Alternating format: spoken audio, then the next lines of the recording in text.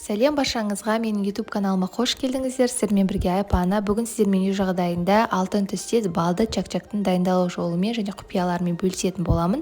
Ең алдымен 2 жұмыртқамызға 2 ас қасық сүтімізді және де шым-шым тұзымызды қосып, жақсылап қамырды илеп алатын боламыз. Осылай сұйық тұз ерігенше араластырып және де алдын ала електен өткізілген ұнымызды қоса отырып, жүп-жұмсақ қамыр илейтін боламыз. Осы жағдайда айта кететін жағдай, көбіміз қатты қамыр илеп қоямыз.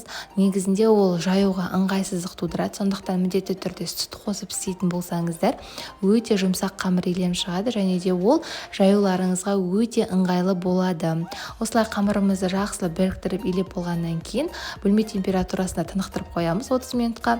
Одан кейін жаюға кірісетін боламыз. Қамырымызды осылай ақырындап ұн сеуіп, жақсылап тағы осылай қолдарымыздың көмегімен зуала етіп алып, қолдарымыздың көмегімен үстінен басып шығамыз. Міндетті түрде дәл видеодағыдай жасаңыздар. Бірден оқтаумен көшіп жайып кететін болсаңыздар, яғни жайылған қамырларыңыздың формасы дұрыс емес шығуы мүмкін. Осылай сіздер қолдарыңызбен бірнеше қайтара басып жаятын болсаңыздар, қамырларыңыз қалың емес, жұқа емес, ровно және де дөп-дөңгелек болып, әдемі болып жайылатын болады. Осылай үлкен етіп жайып аламыз.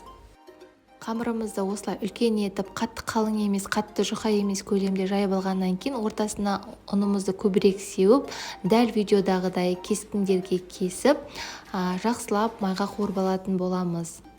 Көрермендерім, менің каналымда алда шығатын жаңа видеоларды өткізіп алмас үшін менің каналыма тіркеліп, қоңырау жаны баса кетсеңіздер, және де қазақша контенттің өркендеп өсуіне, менің каналымның дамуына өз үлестеріңізді қоссаңыздар, мен өте қатты қуанар едім.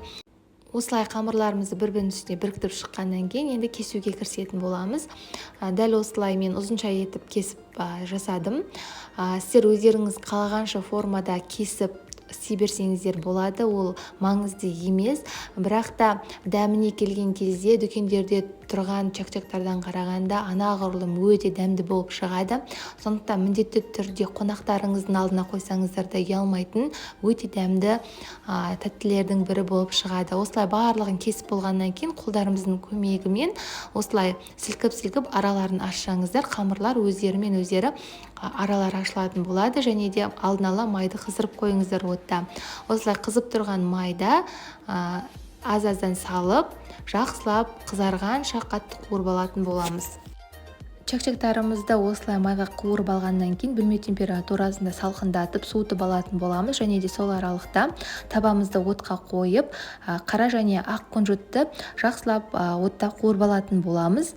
Мен бұл жерде осындай күнжітті қолдандым. Сіздер өздеріңіздің қалауларыңызша мейіз қолдансаңыздар да болады, бірақ осындай күнжітті салатын болсаңыздар өте керемет дәм беретін болады. Және де бірнеше қасық балымызды ыдысқа салып, оны да отта қыздырып, ертіп алатын боламыз.